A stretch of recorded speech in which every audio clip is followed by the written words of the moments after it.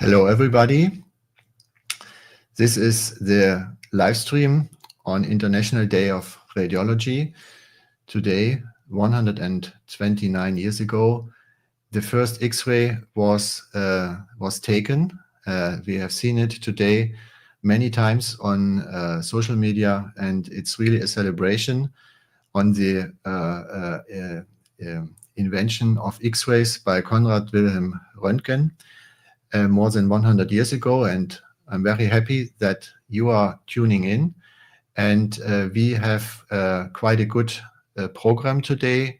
We will have 3 speakers. They are all experienced in musculoskeletal radiology. That is also my focus. So this live stream is themed on musculoskeletal radiology. And we have Professor Reto Sutter from Zurich, Switzerland. In the program, we also have Professor Jan Fritz from New York in the program. He's originally from Germany. And we also have Professor Lennart Jans from Ghent in Belgium here, who is experienced in arthritis imaging. So let's start right away. I'm calling my friend Reto on stage, and we will see what he has prepared for us in terms of ultra-high field MRI. Reto is the head of the radiology department in Balgrist, the Balgrist Hospital, which is a specialized hospital in Zurich, specialized in musculoskeletal diseases. It is serving the orthopedic department, maybe some more, and is a separate campus, and it's well known, as many of you know, for inventions in the field of diagnostics, but also therapy. And of course, they have a very well-funded campus with newest MRI technologies. And they also have a 7 Tesla MRI machine. And this is our today's theme. So Reto, please bring it to us. Many thanks, Kai. And happy International Day of Radiology to everybody attending. It's a pleasure to be part of the program. And so I'm going to speak about an update on musculoskeletal 7 Tesla MRI. First, I will speak about ultra-high resolution. Then I will cover techniques and image optimization. I'll focus on clinical implementation and present to you the next milestones in 7 Tesla MSK MRI. So there's a new paradigm in MR imaging. It's ultra-high resolution. When we have the standard high-field MRI, you can nicely see the meniscus. You can see the articular cartilage, but these are only small gray lines. And we know from dissections and from histology that there's much more detail in anatomy that we can discover. So there is a missing link between those two. And the missing link is ultra-high field MRI. So here we see the meniscus in much more detail, and we see the adjacent cartilage. You see up here on the femoral cartilage, it's very thick, no longer a thin gray line. And then adjacent to the meniscus, you can see cartilage defects, some superficial defects here and some medium defects adjacent to some bone marrow edema here in the femur. So 7T MRI will transform parts of musculoskeletal imaging. And the question that we need to answer now is, what are the possible use cases? And I will show you some of the use cases later in my presentation. One question, which scanners are on the market right now? There's 2. We have the Siemens Terra X system at Balgrist campus, and there's also the GE Signa 7T system available. At Balgrist, we started in 2018. So you can see Balgrist campus here and this big hall where we built the Swiss Center for Musculoskeletal Imaging. And part of this Swiss Center for Musculoskeletal Imaging is our 7T system. You can see it's quite a big magnet that was put in here. So now what can we do with it for musculoskeletal imaging?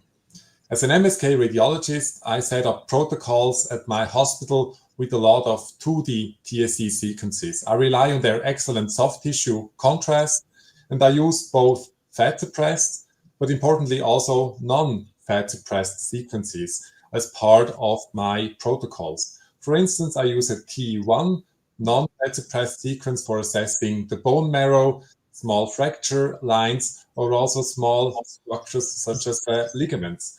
So what was the experience when we started with 7T TSE imaging at Balgris? 7T offers a high signal-to-noise ratio, which we can use for improving our spatial resolution. However, the chemical shift at 7T is much more pronounced than at lower field strengths. As you can see in this coronal T1 weighted sequence of the left knee, this is especially pronounced with a normal or with a low SAR mode. So this image here, you would not call this a regular T1 weighted sequence because the fat looks very gray. So the chemical shift here is not only visible in the readout direction, as we are used to in lower field strengths, but also there's a substantial chemical shift along the through slice direction. And these through slice artifacts are usually not relevant at lower field strengths, but at 7T, they make a lot of trouble. And so they need addressing for successful MSK MRI. If you look a bit at the more posterior location in the same examination, you can see that the bone marrow signal in the fibula head is highly abnormal. It's dark here on all three modes. But this is not a pathology. This is because of a massive chemical shift here. So the RF pulse types that we commonly use at 3 Tesla MRI or lower field strength, they're not sufficient to produce a good TSE image. In order to address this problem, as described in this nice work by Konstantin von Deuster and our team, we increased the bandwidth of the RF pulses to improve the geometric consistency. And also the bandwidth of the excitation and refocusing RF pulses was matched to maximize the fat signal. And so you can see from a study in healthy volunteers that with this new sequence with matched and increased bandwidth, we can really reduce the chemical shift. And now our fat is bright. We have a fat signal here in the bone marrow of the fibula, and this is indeed a good and a correct diagnostic image. So which sequence types are good and which contrast is best? For meniscal tears, PD FATSAT TSE is superior to DES imaging, and it also features a better contrast with a better conspicuity of cartilage lesions. However, DES has a higher spatial resolution of the articular cartilage. Also, PD FATSAT is known to be better regarding the depiction of the ligament injuries and also for bone marrow edema. So for sports imaging, PD FATSAT TSE is really better suited. Here's a case of an individual with cartilage lesions. So what kind of cartilage defects can you see at 7T MRI? You see in the PD FATSAT here in the coronal plane, there's a delamination, and at 7T we see these defects much better. And the second is superficial and moderate sized defects of the femoral cartilage. If you want to know more about which artifacts to correct and about the strengths and limitations of the technique at 7T MRI, please look at this QR code here. So this review article in Investigative Radiology is open access, and you can see what it's all about. So I have a clinical case for you. This was a 52-year-old female patient with a skiing accident. And first she underwent a 1.5 Tesla MRI. And we see there's an ACL tear. And we also see there's a non-displaced fracture of the tibial head. So with these two findings, the patient qualifies for conservative treatment. What happens now if we scan this patient at 7 Tesla MRI? You can still, of course, see the ACL tear, but we now see additional findings not seen at 1.5 Tesla MRI. We have a complex meniscal tear that was hidden before, and we also have a meniscal ramp lesion. And so with those two findings, the patient underwent successful surgery.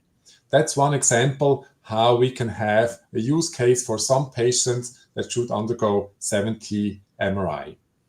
What else can 7T MRI do for you for musculoskeletal imaging? One thing is the superior depiction of small calcifications. So in chondrocalcinosis, CPPD, we usually rely on radiographs or CT, but actually 7T MRI is very good at depicting these small calcifications. You can see it on the sagittal disc here in the red box. And here's a comparison of the same patient with the 7T MRI, where you see a small calcification. At 3T, this is not visible. And at CT, this was our reference standard. we had one case where we compared 70 MRI to micro CT, and 70 MRI was actually shown to be superior to the standard CT for depiction of small calcifications. Again, you have the QR code here if you want to access this open access article. Now, what's the next milestone for 70 MRI of the knee? It's implementing acceleration with deep learning. So these are images that are just out in investigative radiology online. This is a DL-TSC of the knee. It's very fast with 4 minutes, but has a superior spatial resolution. You can see very nicely the cartilage delamination and these thick cartilage layers at the femur and at the tibia. So these are TSC images, 1.5 millimeter slice thickness and 0.31 millimeter pixel size. Beyond the knee, what can we see with 70 MRI? One area where we had a lot of success was the forefoot. So what you see here are a lot of small white bodies in this 3D test in a MIP projection. And what these actually are mechanoreceptors. These are Pacinian corpuscles, and you see them in different localizations. We have superficial ones, and we have deep ones running along the muscle fascia. Interestingly, these are mostly located at the level of the MTP joints, and if you look at the tip of the toes, you will have fewer of these corpuscles. Spine imaging can also benefit from 70 MRI. So maybe from your anatomy classes at university, you remember that in the cervical nerve, where we look at here, we have several cervical rootlets which form each individual nerve. Before 70, we were not able to visualize this in vivo at 70 MRI, but now we can. So you can see all these small cervical rootlets forming the individual nerve. And on the sagittal view, you can see nicely the anterior and the posterior root for depicting these cervical rootlets. What about nerve compression? This is from a study from this year from Georg Feuerriegel, one of our associates. And we now can directly visualize nerve root compression. So for cervical spine MRI at lower field strengths, you rely a lot on the fat. So if you have fat, you say there is not a stenosis, there is no compression. And if the fat is gone, you say there is a compression of the nerve root. But now at 70, we can actually visualize the different grades of nerve compression directly. So grade 0 is no compression, grade 2 is the highest level here of compression. And you can see nicely the compression here. Then this is the spinal ganglion. And then you have the fascicles of the nerve coming out here. What about the lumbar spine? Also here it works quite nicely with the DES sequence. So this is neurography at 70 for the lumbosacral plexus. And you can see again here the spinal ganglion.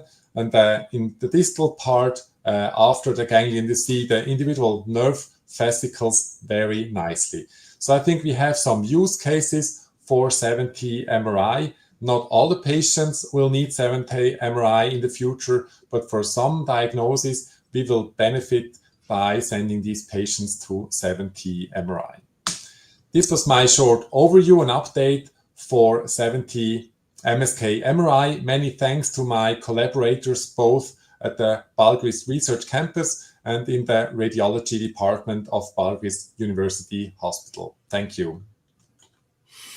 Thank you, Reto. This was amazing to see.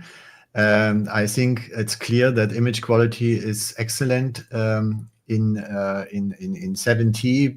But yeah, let's think if it is clear.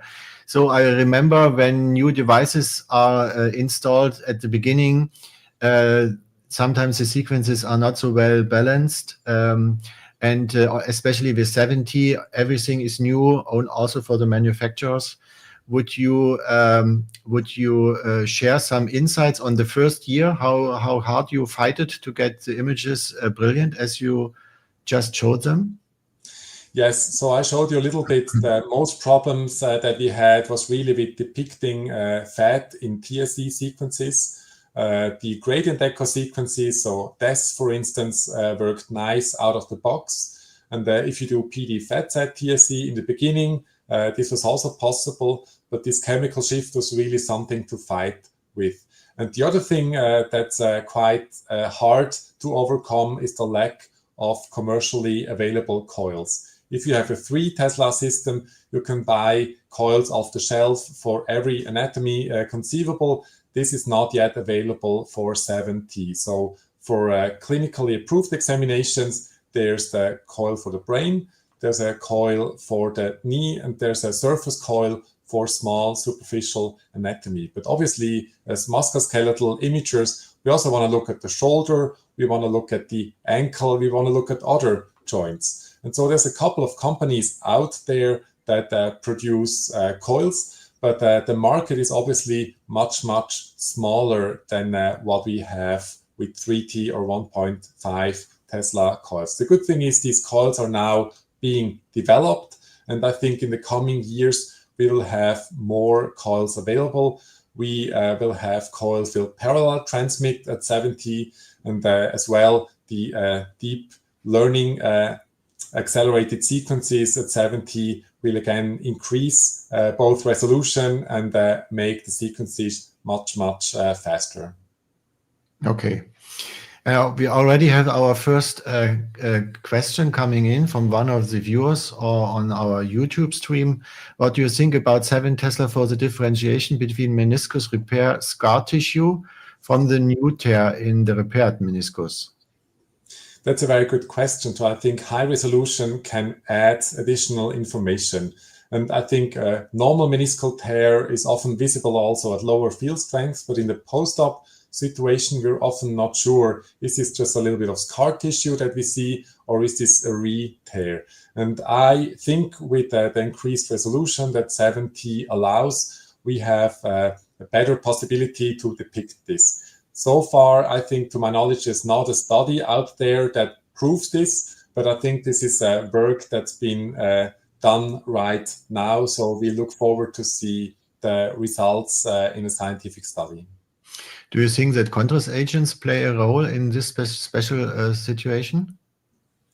So we know that at lower field strength, we can inject contrast for making it more conspicuous to diagnose re-tears of the repaired meniscus, or even perform CT arthrograms to see whether the contrast medium is entering the meniscus. I think if you inject contrast, probably it's not necessary to go to 7T. I think 7T might be actually better if you have a non-contrast study. Obviously, if you want to inject contrast, it would even help more to make the diagnosis at 7T. Okay, thank you. And the device is really large. I don't know your setting locally. Do patients have a fear of this large device, more fear compared to other MRI machines? The fear is not a factor, but the vertigo is a factor. So 7T is a much higher field strength. And when the old classic systems were used, the table speed was the same as in lower field strength MRIs. And what this meant was that a lot of patients got dizzy or developed nausea. So this was solved by limiting the speed of the table. So if you put the patient on the table and then have a slow speed, the change in the magnetic field for the patient to experience is less per second. And so the patients will have a little bit of vertigo. They will have some nystagmus that is visible. But if the patients know this is coming, they're usually not afraid of that. And so with standard examinations, we don't have much problems now with dizziness or vertigo. It can happen, of course, as it can happen in all MR machines. But at 7T, we need to address these issues more carefully than at lower field strengths. That's true. Mm-hmm. That seems to be that the MRI of the eye is the least interesting region because they all have nystagmus and the eye is moving constantly. That's a good question, yeah. So the thing is, the nystagmus is usually only when you go in the scanner and out of the scanner. Once you're at a fixed location and the table is not moving, usually the nystagmus is reduced and nausea should be reduced as well. Mm-hmm. Okay. I think that's certainly a factor. How much time do you plan per patient for a joint? For a joint, we can perform the sequences at the same speed as we do with lower fields. Obviously, deep learning sequences are game changers here, as the next speaker will talk about. Professor Jan Fritz will talk about how we can make sequences faster. And the good thing is this works also for 7T sequences. So when we started out, we would scan a little bit longer than at standard field strengths. But now with the use of deep learning sequences, we can speed that up. So it's for the patient, it's nicely tolerable. Yeah. Okay, very nice. I saw your extremely high resolution images of cartilage defects. Do you think the ICRS grading system should be refined somehow for 7 Tesla? Should we have more grades or more subgrades? I think at the moment, subgrades are probably sufficient as we have them right now. The question is what will happen in the future if the pharmaceutical industry comes up with a magic pill that stops osteoarthritis. Then it's probably much more important to catch people with early onset osteoarthritis with superficial cartilage lesions, because then you can treat them. Right now, treatment of superficial cartilage lesions is usually none, or maybe physical therapy. So I think it will depend how our treatments change over the next 1 or 2 decades. If we have better treatments for early onset osteoarthritis, then I think imaging will have an even more important role than today. Mm-hmm. Interesting. And of course, the higher the field strength, the more options you have to have UTE or 0TE sequences. Did you try those? Let's say on the tendon insertion. You know, I'm very much interested in rheumatic conditions and the entheses like Achilles tendon, patella tendon. They are very prone for damage and also inflammation. Is there some new horizon with 7 Tesla?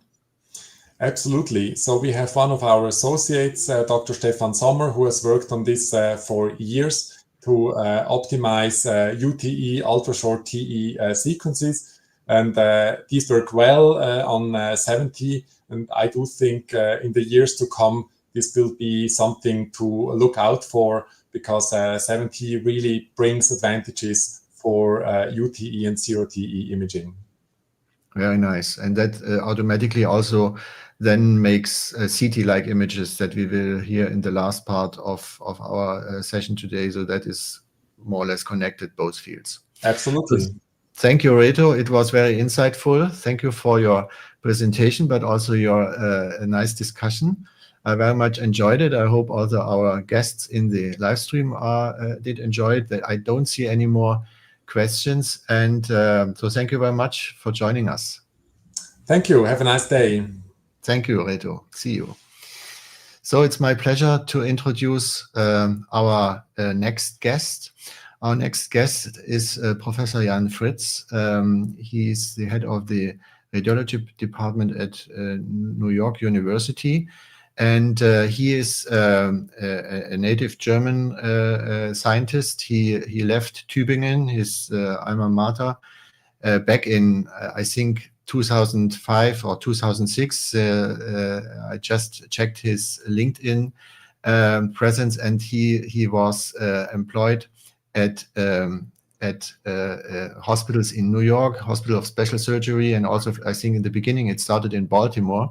So quite some career that you, Jan, did in between. So I'm very happy that you're here today and that you're connecting the continents on this International Day of Radiology. And so I'm glad you're here. Already we have some praise coming in from Norway, in fact. So that's very nice. And Jan, I'm curious what you have prepared for us.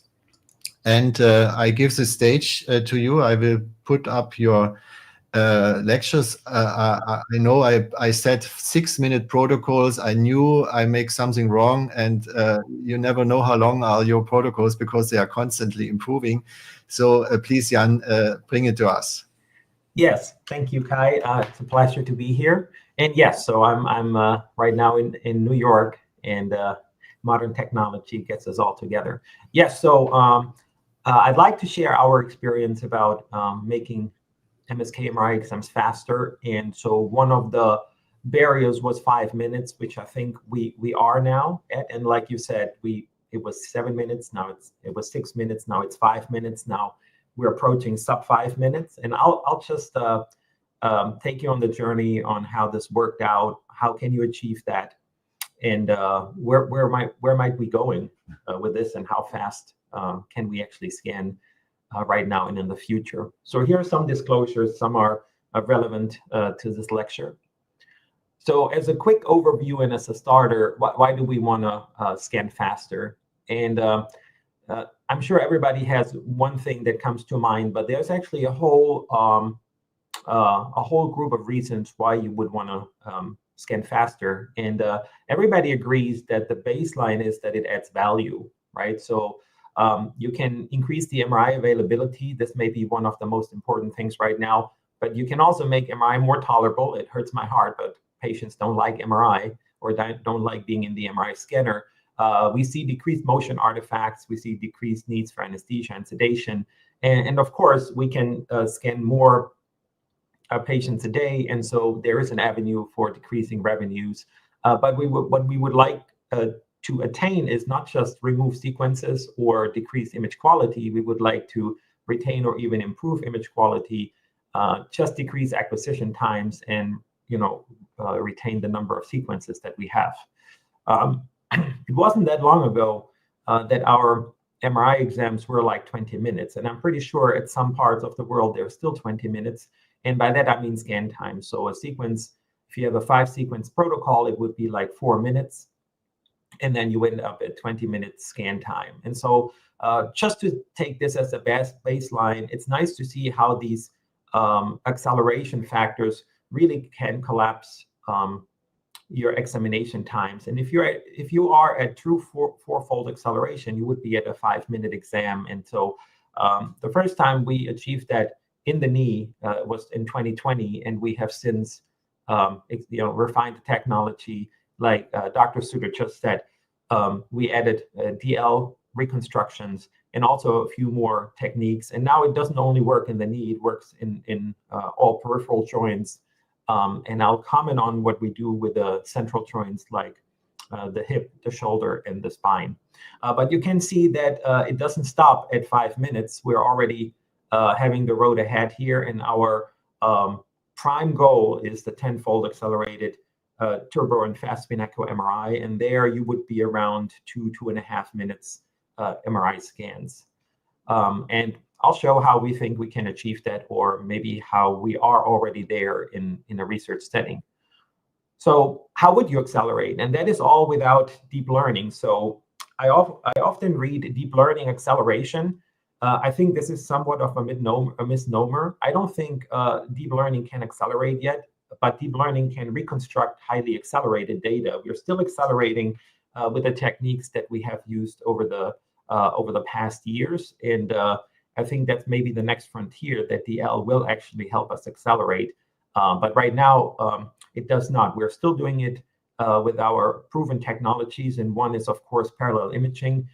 This is probably one of the greatest inventions in MRI after building the scanner. So this has been a game changer for many years. We use it every day since probably 10, 20 years, ever since it was introduced.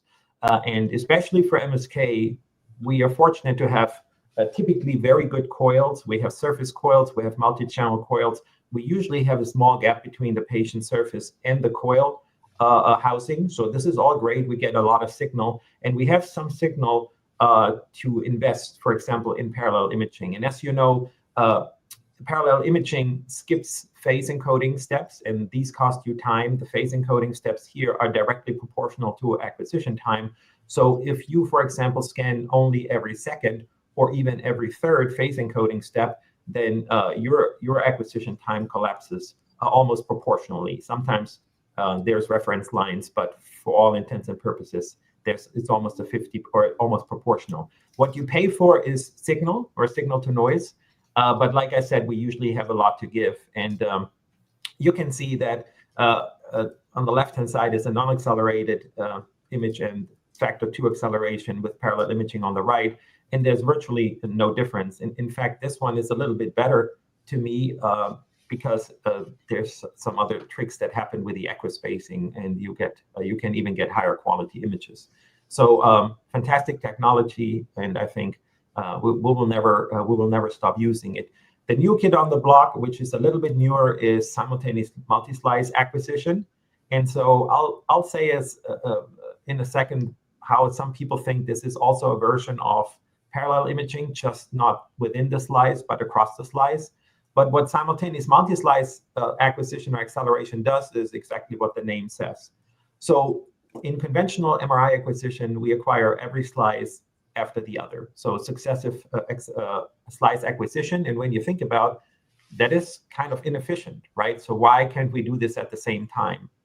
And if you do it at the same time, for example, you acquire 2 slices at the same time and you're doing not anything else, even in an idealized fashion, you get something like this. The images are superimposed, but I would say it looks even crazier than that if you do it.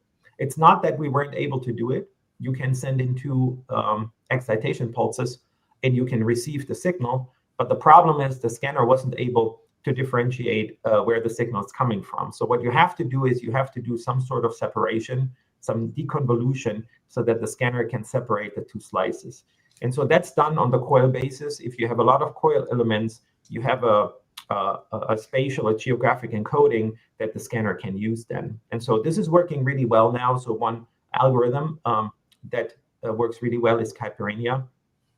And what you can do then, and this enables these faster accelerations, then with the individual technique, you can use those combined. And so one of the first time where we were able to achieve 4-fold TSE MRI was by combining these 2. So you would do parallel imaging, for example, a factor 2 within the slice, and then you acquire 2 slices at the same time. And so nature was nice that they don't only add, they multiply. So for example, if you were to do parallel acquisition acceleration factor times 3 and do 2 slices or 3 slices, then you have a 2x3 or a 3x3, and then you could end at a 9. And so this was this paper in 2017 where we showed that simultaneous multi-slice works for TSE.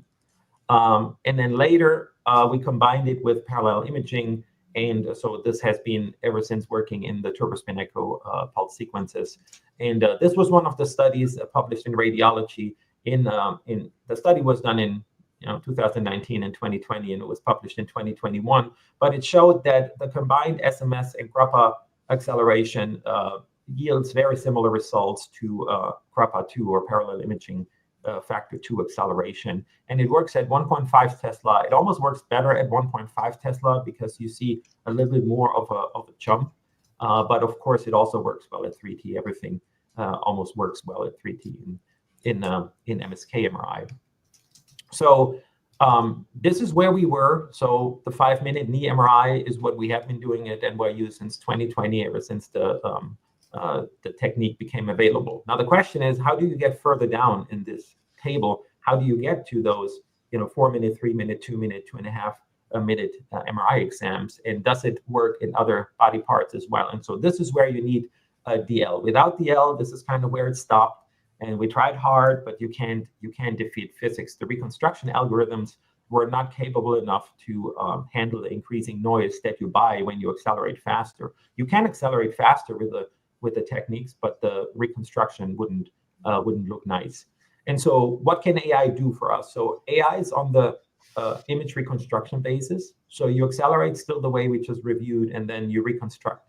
And now you can teach AI to do different things. So one of the first things that was taught is denoising. You can also sharpen your images. You can teach it to remove parallel imaging artifacts. And this is happening when you go faster than factor 2.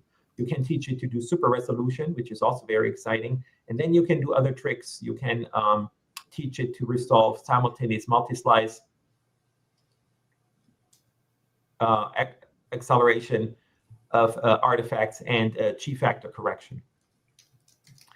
Now, denoising is very impressive. So if you go very fast with your acceleration, you get something like this. Sometimes it even breaks down. And if you do it with the L, you get nicely cleaned up images. So now you can do these faster accelerations with the techniques you have been using before. You can also add noise. So for example, some people don't like these very cleaned out denoised images, and some people prefer them, but you can basically titrate the way you want to see your images, so you can add some image noise so they look more traditional. You can also remove these acceleration artifacts. So not all noise that we see is signal to noise. It's also sometimes acceleration or aliasing related. So if you have bands of noise, like one up here and one down here, this can be cleaned up very nicely with the DL algorithms if they are taught to do so. So how do you apply that? So now we have the combination of SMS and parallel imaging, and we have parallel imaging itself, right? So in some instances, you can go to a factor 4 with parallel imaging alone. Sometimes you can combine it. So where are you going? So what we have learned is that in the periphery, the combination of SMS and parallel imaging works well. In the center of the body, for various reasons, SMS doesn't work so well, and parallel imaging is probably the way to go. So how are we applying this, and how are we achieving the 10-fold acceleration that we set before, which is kind of the big frontier? And so if you take your time equation and all the factors that define how long your MRI acquisition works, you can see the echo-train length, the parallel imaging, and the SMS is what we're using right now. But there are a lot more factors that you can influence. For example, compressed sensing, we haven't touched yet, partial phase Fourier, which is an older technique, and many more. So there's a lot more to use and accelerate. But this is where we are right now. So the reason why I changed the title to 5 minutes or sub 5 minutes is because clinically we are already at SMS2 PAT3. So this is 6-fold acceleration in the knee. And you can see with conventional reconstruction, it looks rather noisy. This is even a good example because that's a small knee. But with deep learning super resolution, which is commercially available in the US and in Europe, you can do that now. And we do it every day. And it comes out to about 4.5 minute acquisition time. So this is how these images look. So this is our quote unquote 4.5 minute 3 Tesla knee, 6-fold acceleration with a 5-sequence protocol. Very nice image quality with the super resolution. I would say it may rival 7T, but I'm not sure. We haven't done a comparison yet. Here is it in the ankle, just to show that this does not only work in the knee, but also works in the ankle. Here's an osteochondral lesion. Also, a 5-sequence protocol is about 4.5 minutes, I think. Here's a 4-foot exam. This is a 6-sequence protocol. Also 4-fold acceleration with SMS2 PAT3 acceleration. Here's it in the fingers. Fingers usually benefit from also 16-channel coils, which most vendors have. So that will allow you to do it in the fingers as well. And you can see you get very nice delineation of the small structures like the pulley system and the capsules and the ligaments around the finger joints. Shoulder also works. However, shoulder is now a central joint. And so in the central body, SMS doesn't work as well. So you go without SMS. So this is a 3-fold acceleration. But the pulse sequence protocol is optimized. It uses very short echo trains, so you get around 6 minutes. So pretty good image quality, also a 5-sequence protocol. How about spine? Probably 30% of our enterprise volume is spine. And so we at MSK read spine as well, C-spine, T-spine, L-spine. And so we're involved in that as well. And you can see these images look very nice. And so you're around 5 minutes probably now. So I need to update that slide. Lumbar spine, same thing. So you would go parallel imaging only, but there you can go even a little bit faster. So this is 4-fold acceleration there, and looks as well to be below 5 minutes now. Now, how fast are we going right now? So we got to work the 8-fold acceleration. So you can do SMS2 PAT4. That, however, requires that you train new DL algorithms. You need to come up with new ideas on how DL learns SMS, and it's more like a holistic understanding of how DL looks at the raw data and how DL reconstructs the raw data. But that already works in an investigational sandbox environment. So we're just testing this clinically now. And so this is just to show that 16-fold acceleration also works. So this is a comparison. That's an offline reconstruction. The images don't look as clean, but this is SMS2 PAT2 with offline reconstruction. This is SMS2 PAT8, so this is a 16-fold acceleration. And you can see the images, there's images coming out, first of all, whereas with the conventional image reconstruction, there's no images coming out. So that is the advantage of the L. But you can see we're at 16-fold acceleration now, and at least it works, and it looks promising that we're getting to the 10-fold acceleration.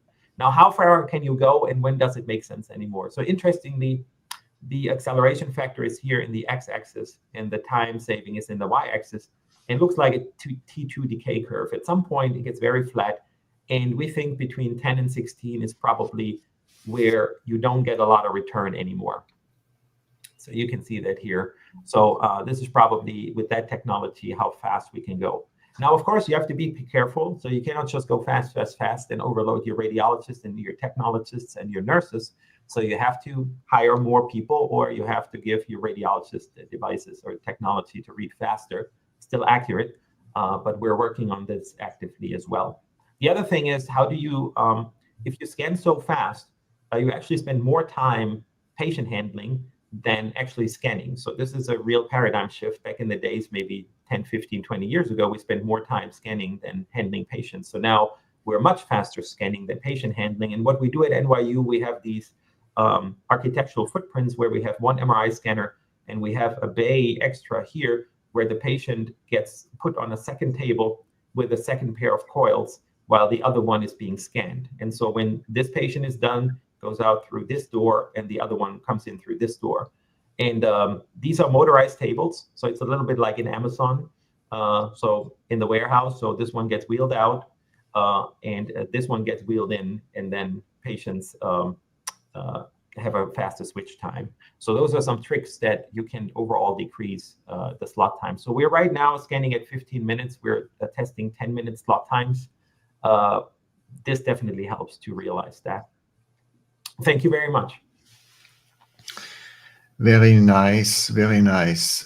Thank you for this nice presentation, Jan. And this was really extremely educative to see what paths you actually have gone through all the time. And it seems you are very passionate your entire career about these shorter protocols. And I really appreciate your insight you're bringing today.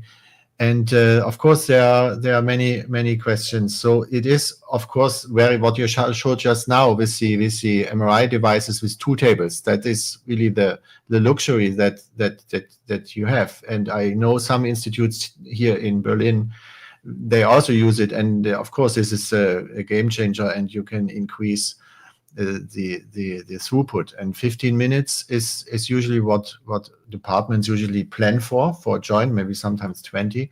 So despite you did reduce all the sequences, still the slots are 15 minutes in New York, NYU, going down to 10 now. So 10 would be really a good thing. So the question comes at hand: do you now have a friend in your university, the commercial manager, because you do not need to buy new machines? You just make the protocols shorter, and everything gets faster. I think you answered it in part, that of course there's a limit. But how do your colleagues like it, your radiology colleagues, and how do your clinical partners are liking it, that MRI, there's no bottleneck any longer? Yes, so that's exactly the same questions we're pondering about and trying to solve every day. Yeah, so of course the faster scanning reduces your slot times. I will say our X-ray slot times are also 15 minutes, so MRI is exactly has the same slot time as X-ray now, which is quite the achievement. But like you said, we would like to go faster and do 6 MRIs per hour. But yes, so of course the referrers like it because there's noticeable more MRI availability in our system now. So the wait times have decreased. Interestingly, we still have wait times. So it seems like every time we go faster, there's more patients than one MRIs, which is probably a good thing from an enterprise point of view. but they like it. Now, our radiologists, of course, we're concerned in the beginning. We scan faster, faster, faster, and then does this mean that I will get more studies on my reading list, and I can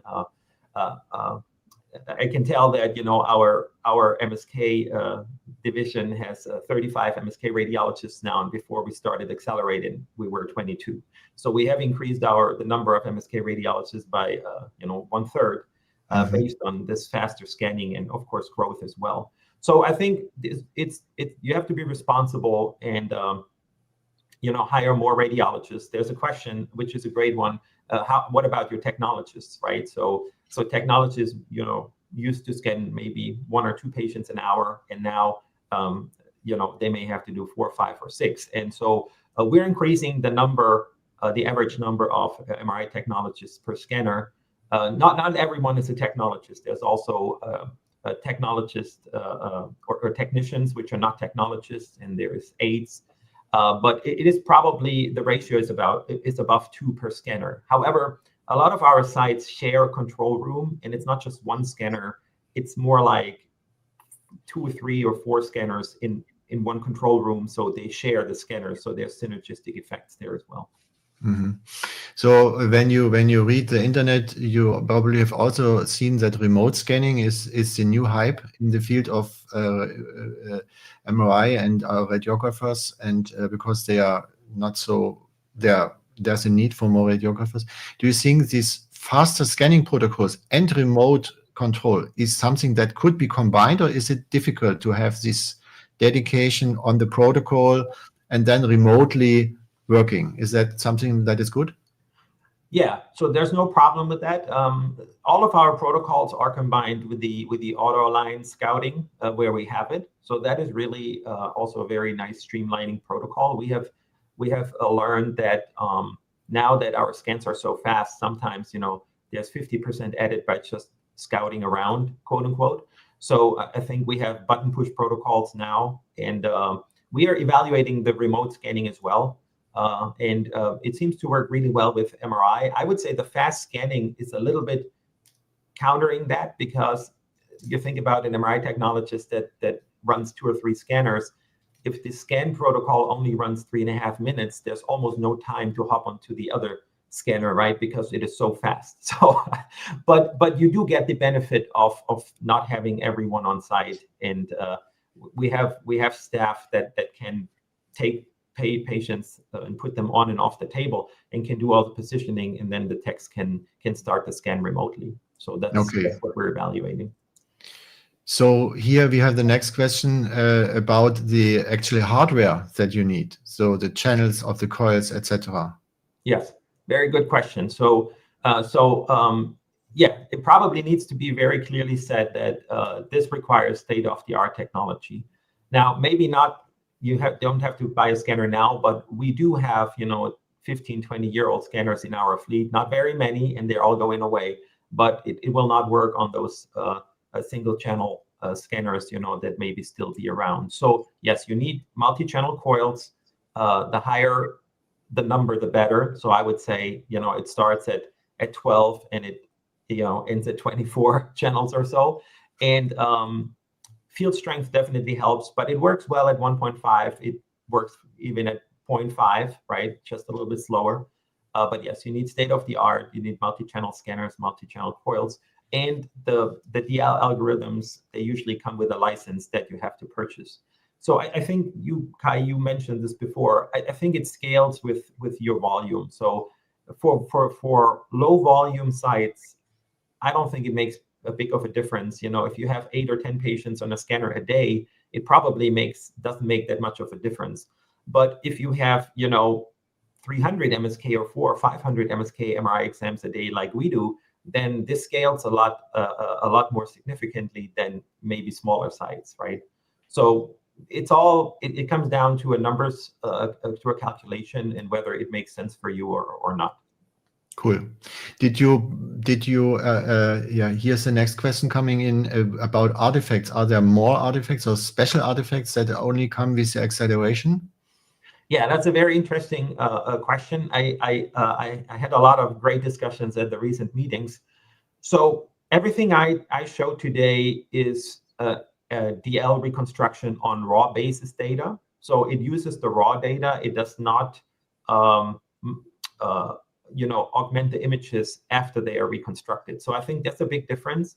If you have DL reconstruction that does it with raw data, basically before the images are being created, so the DL creates the images, or whether you have DL algorithms that augment images that are already reconstructed, which is basically post-processing. So we have, with the technology that I showed today, we have not seen spurious results. We have not seen that DL, makes, for example, a meniscus tear where there is none, or it makes a meniscus look, intact where there is a meniscus tear because it quote unquote learned on it. So the DL there doesn't really learn anything on images. It only works on frequencies and how the data come in. So I have seen these DL algorithms, making structures whole and add defects where there are none, only in the post-processing realm. But we're not using that technology. So I have literally nothing to show in that regard. Artifacts-wise, you can overdo it. So if you go really, really fast and you overwhelm your let's say you do a 15 or 16 or 20-fold acceleration, and the DL algorithm hasn't been trained for that, then it will not work similarly like it wouldn't work with your conventional reconstruction. So I think the DL algorithms are a little bit more sensitive and a little bit less variable to what they're trained for to do. Okay.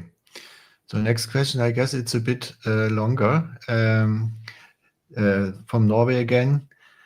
Very interesting about workflow and architecture. Should leaders plan for short scan times when they plan a new departure and also workforce? Will radiographers sit more at the scanner, and should also personnel work with the patients? Okay, in part you have answered it, but it's a very nicely summarized question.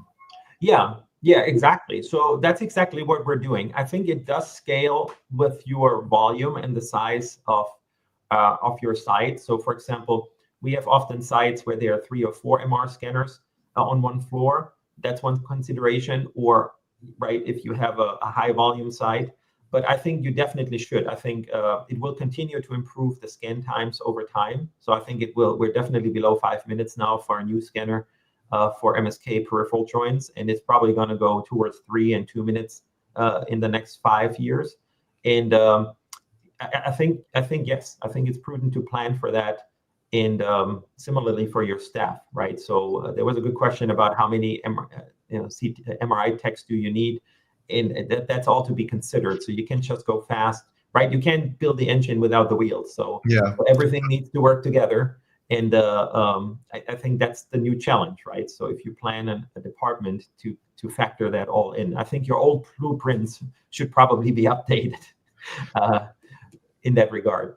Yeah, in our hospital, I guess if I would say I need an MRI machine with 2 tables and I need 2 of these machines side by side, there would be some really serious questions by the commercial manager. So did you go through that, and did you have to calculate did you have to calculate some expectations, and did you get set, let's say, 1.25 times or 1.4 times? Did you say something like this? Yeah, exactly. So those were exactly the the business calculations that you make. So obviously, if you buy a second table and more coils, so let's say you need every knee and shoulder and whatever coil twice, that is cost. But like you said, you scan faster, and then the time you need to reimburse these tables. So considering that an MR scanner usually runs 8 to 10 years, right? And that the additional technology or the additional parts you need is you get back in like maybe 6 months already because of the faster throughput or the higher throughput, then that's an easy calculation, right? But yes, you make those calculations, you make a business plan, you present it to your budget committee that needs to approve it, and then you make a decision together. But yes, I mean, you wouldn't do it if it wouldn't be economically sound. Okay. So second last question coming about other regions than MSK. No, that's another one. I saw it here. No, that was already there. Yeah, that's about SNR. Any trade-offs other than SNR? I think you mentioned it briefly, or not briefly, extensively in your presentation.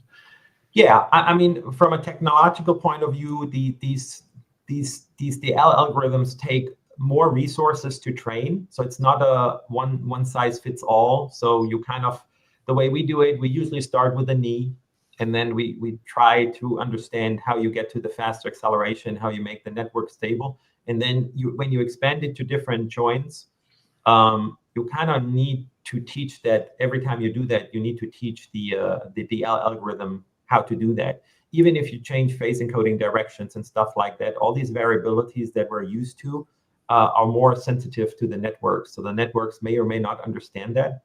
So that's really something, when you build those and when you do research on them, it's a lot more constrained, at least for now, and probably until we understand the generalizability. Somebody asked if this works anywhere outside the MSK system.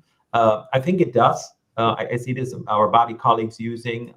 They offer also haste sequences where I see really good results. I see our neuroradiologists, using it in the brain. We're exploring 3D sequences now. So 3D TSE space sequences, for example, looks really promising. It's lagging a little bit behind because it's more challenging, because 3D data is so large. In the training data sets, you need absolute humongous supercomputers to train these models. So I think that to answer the question, the challenge is not so much on the scanning, but it's more so on the development. That's probably why it goes slow. But there's a lot more that can be done. You just need to, come up with the resources and the technological know-how to train these DL algorithms to actually do it. So what you are saying is that when you do the acceleration and you're taking the DL algorithms from the manufacturer, you need to go back and train it again, either on site, if that is an option, or you need to ask the manufacturer to provide an updated DL model for those newer sequences and or optimize.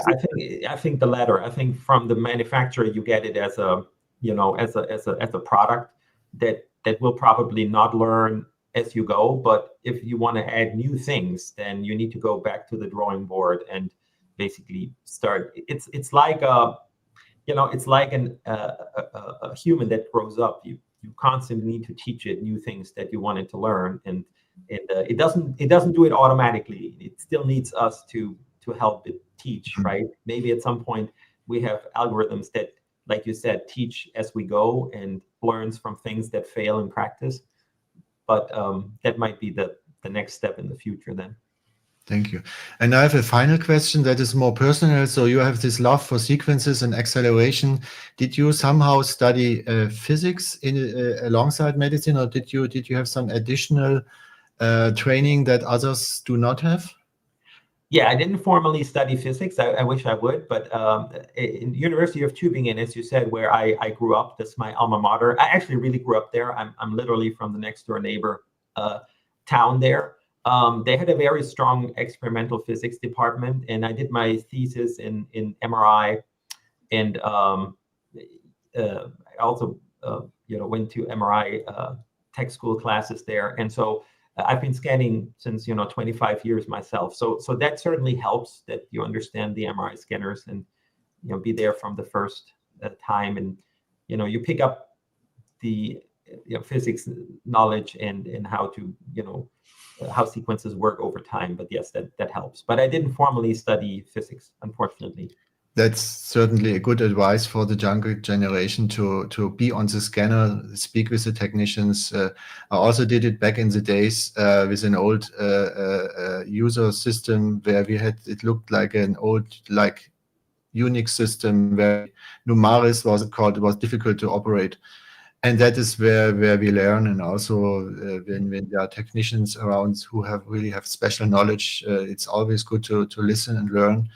And so thank you, Jan, for your nice discussion, nice presentation. It was a dream to have you here, and I think our viewers appreciate very much. So thank you. Enjoy the rest of your day in New York, and meet soon. Bye-bye. Thank you so much. Bye. Bye.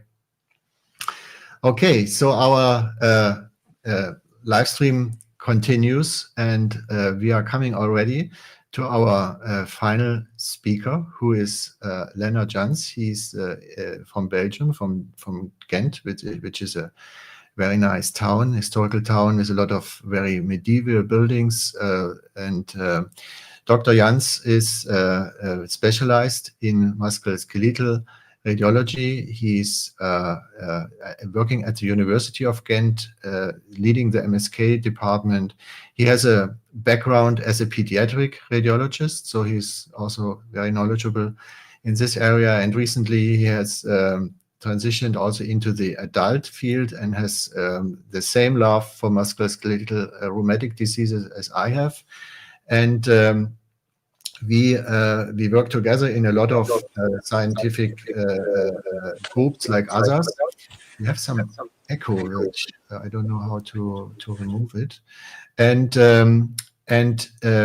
therefore, it is now my pleasure to have Lennart Jans today here in the live stream. He will present on CT-like images, and I think the group he's working with has the most advanced technology to produce a CT scan out of an MRI, and so it is my pleasure to see these presentations. So Lennart, let's see if we can do it, and we will see what's going on with the echo, if we can overcome it or not. So let's see. So if you unmute yourself, and I will try to cope with the echo. There we go. Okay. Nice. So, yeah, start your presentation. We will carefully listen and watch and bring it to us. Can I take control? I'm trying to take control, Kai. You're already showing the slide. The question is how to advance it, right? So did you upload it to our platform? No, it's on your computer, so it should work on your side somehow. But you can also do it like, yeah, that's it, basically. Okay, perfect. Okay, so there we go. Sorry for the small delay. Actually, this is because I had to rush from home to the hospital because they did some road works and they cut our internet fiber in the neighborhood. So therefore, this is a little bit more unprepared. I'm sorry for that, but I promise you that I will bring you a sweet presentation. So I will talk to you about synthetic CT and the way we can use it in MSK radiology. So firstly, what is deep learning-based synthetic CT? Actually, it is quite simple. You obtain a soft tissue MRI, but then you apply a type of bone MRI algorithm on these images, and this will result in a synthetic CT or a CT-like image, which visualizes the bone very well, but actually this is, of course, an MRI. Now, I will show you for this International Day of Radiology some of the applications in spine, SI joints, and hips. So it all started, the first images were images of the C-spine, like you can see here. So it looks like a CT, but this truly is an MRI. And you can see that the bone is visualized just as you would expect this in the case of CT. Now, in practice, when do I find that this is useful? So this is our typical T2 weighted image, sagittal image, and we can see that there is a narrowing of the spinal canal. Having said that, for a neurosurgeon or orthopedic surgeon, it might be really interesting to know if there is any osteophytes there.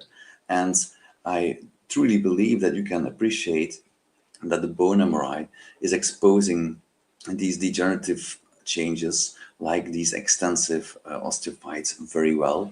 And actually they look very similar as compared to the CT image showing exactly this same type of lesions. In the thoracic spine, we can use this as well. You know that myself and Kai, we really like spondyloarthritis, and this is a patient with spondyloarthritis, where you can see that the bone MRI is indeed showing the anterior ossification or the syndesmophytes in this patient, quite comparable to a low-dose CT.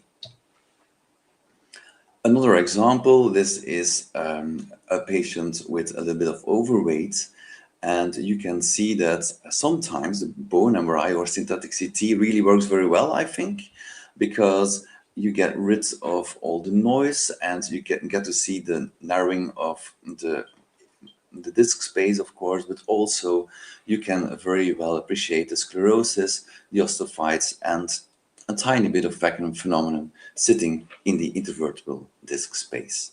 So I think personally that for these patients, the findings are even better depicted on the synthetic CT compared to the normal CT image. Another great thing about the bone MRI is that this is a 3D sequence. So basically what we can do with this, we can just play around with it and we can choose whatever orientation that we want. In this case, we choose the coronal in a very scoliotic patient, and you can appreciate that it would be difficult to appreciate these very beautiful syndesmophytes on the sagittal images, but now we can appreciate them very well, a lot better because of the fact that this is a 3D sequence and we can make any type of images from the raw data. And of course, this comes without the radiation burden, which especially in younger people is, I believe, really important to avoid. I'll give you some more examples. This is another patient with osteoarthritis. You can see how there is new bone formation within the disc space itself. And also the anterior syndesmophyte at the L5S1 level is very nicely depicted on the MRI and CT alike. But it goes further than that. It's not just diagnostic, but also therapeutics. I can tell you that neurosurgeon and orthopedic surgeons can use this synthetic CT or bone MRI technology to do all types of measurements and, for instance, to do preoperative planning. So what they can do is measure the length of the pedicle screws that is required for a certain type of surgery or the width of the pedicles. This all can be measured beforehand. And on top of this, in this one-stop shop imaging modality, they can also use this for their navigation later on in the operating room. So I think that this is a major improvement for our neurosurgeons these days. And so we really get this very type of fancy images, even if it's a scoliotic patient, not a problem. We can do the reconstructions in the coronal plane.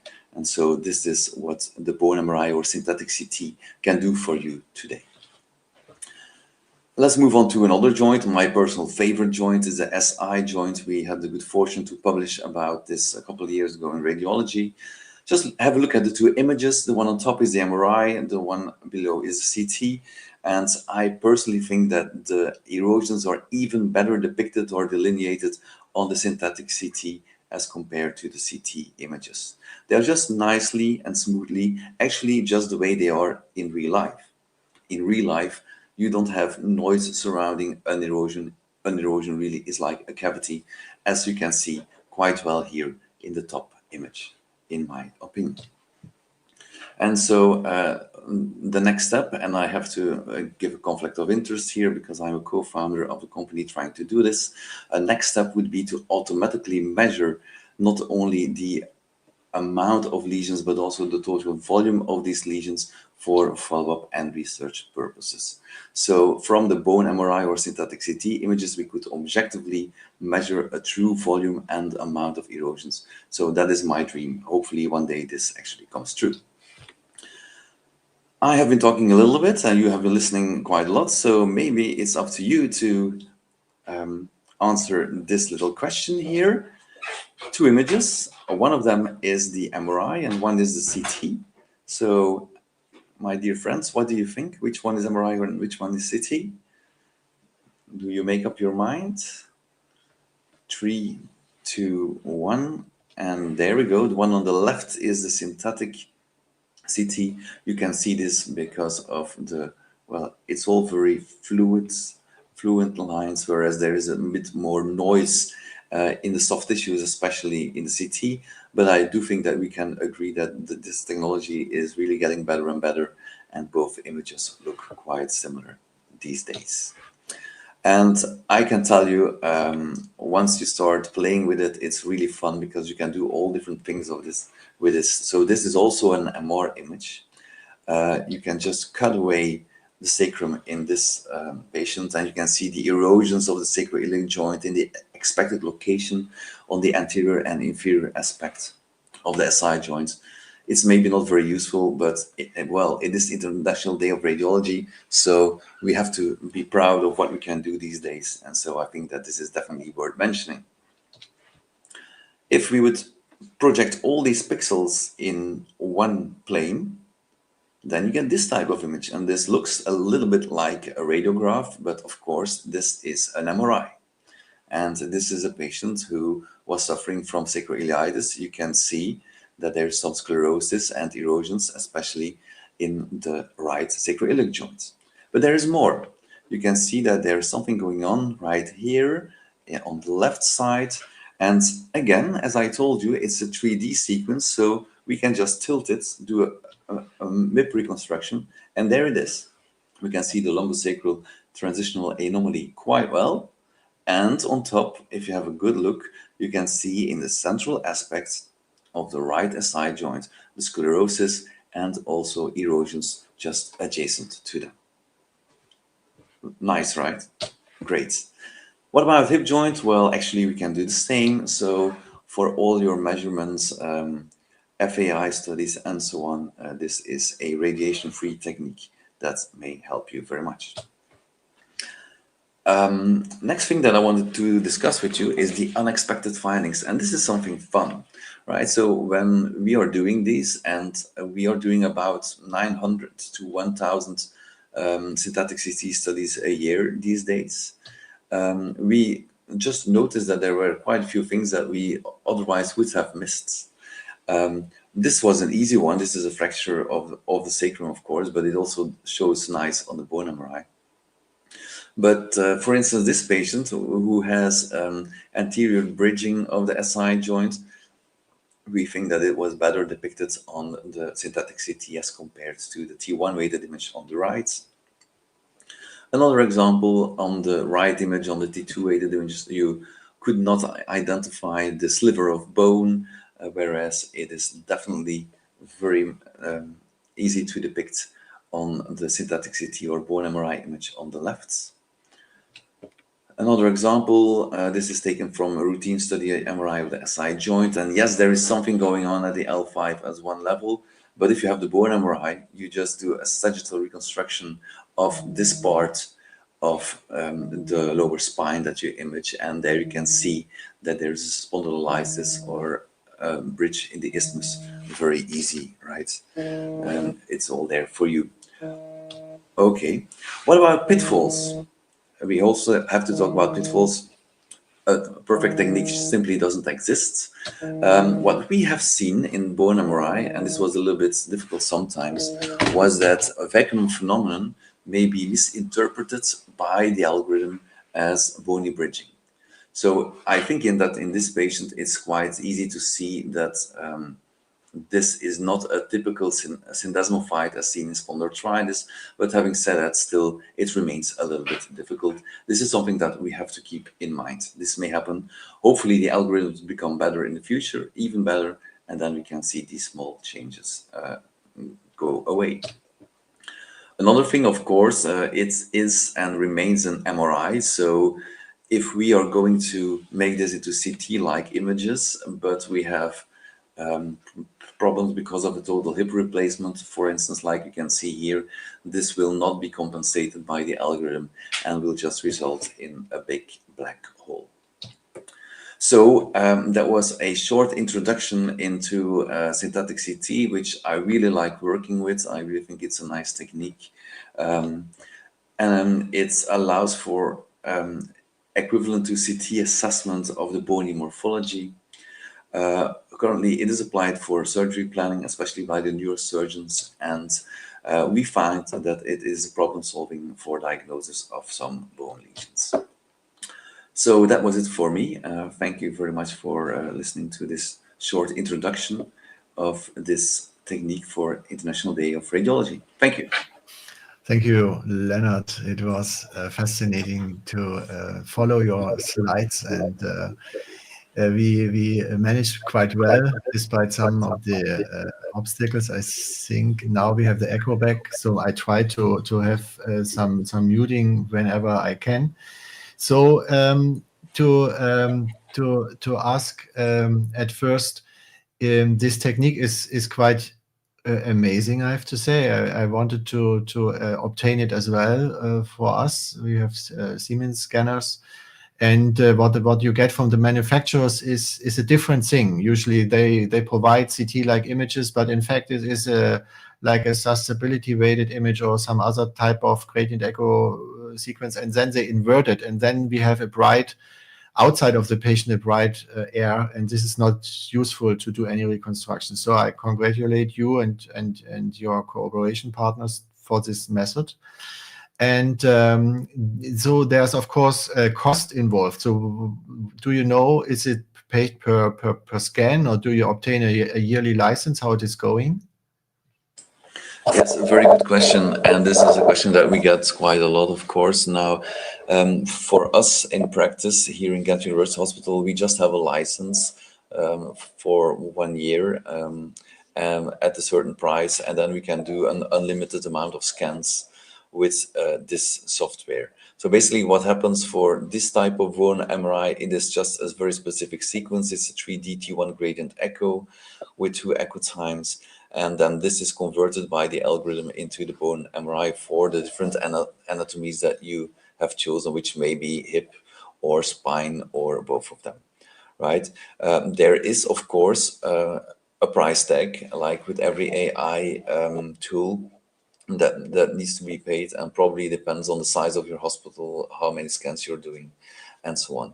Now, there is other solutions too, right? For instance, if you like SI joint imaging, like the both of us do, what you can always do is just start using a VIBE sequence, for instance, right? In my experience, VIBE is also an erosion-specific sequence, which is available on pretty much every unit. And this is really going to help you to assess erosions in a better way, because the delineation between bone and cartilage is a lot better.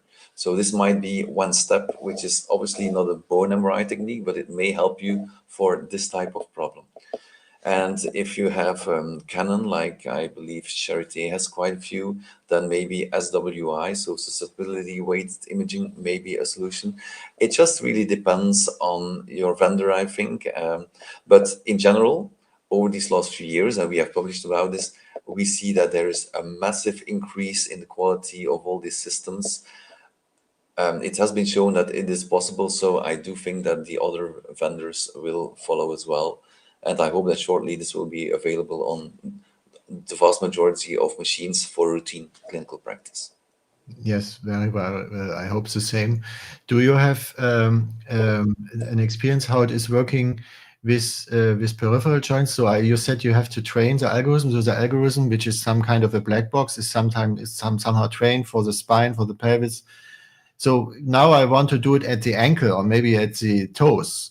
Is it working, or will it then not know the anatomy and will lead to strange results? Okay, it will not know the anatomy and it will not work, right? So it really needs to be trained every time again. It's like an AI algorithm that you train to differentiate between cats and dogs. It's going to work for cats and dogs, but if you are going to add an ice bear, then it might not work anymore. So it really, an algorithm is not so smart. It really depends on what you put into it. And if it has never seen images of a knee or an ankle or shoulder, then this will not work.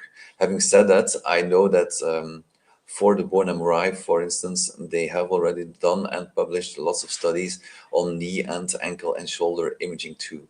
So within a very short time, I think that the whole body will be covered. Cool, very cool. I very much liked your virtual X-ray. Few people know that this is possible. You can do it out of any CT scan, and you did it out of this MRI, and this was really amazing.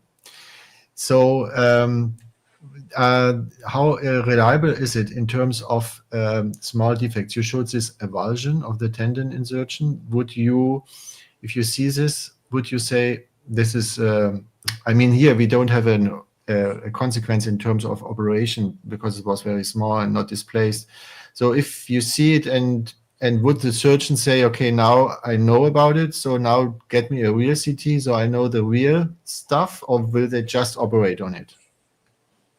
Well, I mean, this is the interesting thing, right? So, well, I'm most experienced with arthritis and with the rheumatologists, and I know that they believe it, right? So they do not require another scan to confirm the findings that we see. I think that like with every new technology, it just takes a little time and you have to build confidence, firstly for yourself, or we as radiologists trusting what we are seeing. That's step one. And step two is trying to convince the clinicians through showing them a lot of images that this is actually working. Now, my experience is actually the other way around. Because of the bone MRI, I started realizing that CT is also just a calculated image, and CT is not real neither. CT has got a lot of noise. That's not how the human body looks like inside. So it's just getting used to a new technique, adapting to it, learning the benefits, learning the disadvantages, and then just trying to work with it. And this is a learning curve for everybody. It takes some time. But at this moment, I can tell you that our rheumatologists are really disappointed if they get an MRI with a SI joint without the bone MRI, right? So the turning point has been reached, and now they adapted it, and they don't want to get rid of it anymore. So, and I mean, this is perfect for today, right? International Day of Radiology. It's all about future, about new techniques, about proudness in our job. And I think that we need to push forward, not only for ourselves because it's interesting, but also for our patients, because in that way we can help them. And in this way, it's a one-stop shop. Maybe you can do your MRI for your soft tissues and your bone visualization in one study. So I think that's the future.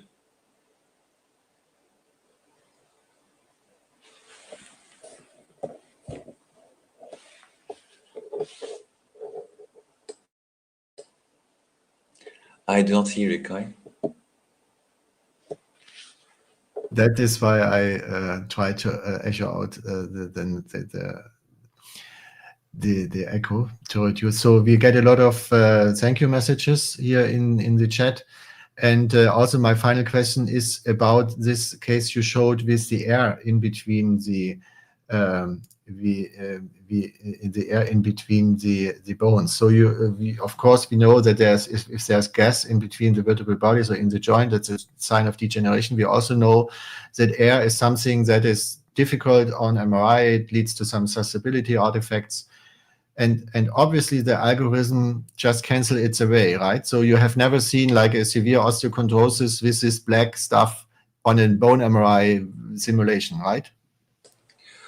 Well, I mean, in the first few months, we saw quite a lot of artifacts where vacuum phenomenon was misinterpreted as bone and the other way around.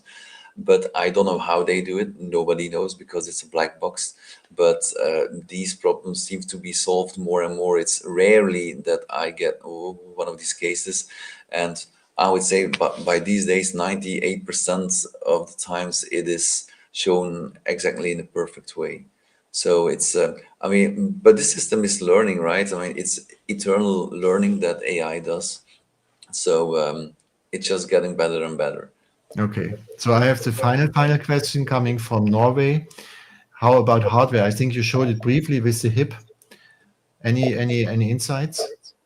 Well, I mean, of course, because this is an MRI image, if there wasn't any signal before, we are not going to get any signal. But it's important to know that the spinal MRI, well, the spinal bone MRI has been trained with a lot of images with post-operative changes like hardware, right? So this is something that they obviously needed to do because otherwise it would be very unuseful for neurosurgeons. So the algorithm knows that this exists, and it will show regions as metal as black, but it will still be able to make the well, AI reconstructions just adjacent to these specific regions. So at the end of the day, I think it's still a very useful technique, even though there is a lot of metal in your patient. Thank you for these insights, Lennart. It was very fascinating to learn about this technique. I think a few people know about it, and you can be glad that you have the reference site, that you are the frequent user of that technique. So thank you very much for your presentation, for your discussion. Thank you, Kai, for the invitation. Yes. And all of you, thank you for attending this session. We have seen 3 amazing presentations alongside with discussions with 3 leaders in MSK radiology that were kind enough to accept my invitation for this free event without any sponsoring. So I'm very glad that this happened to turn out good. So thank you all for attending, and we will do maybe the one or other live stream throughout the next year. There are some important days like International World Arthritis Day and etc., where we try to do some special events. So just enjoy your day. Remember that 129 years ago, X-rays were first discovered, and thank you very much for attending. Bye-bye.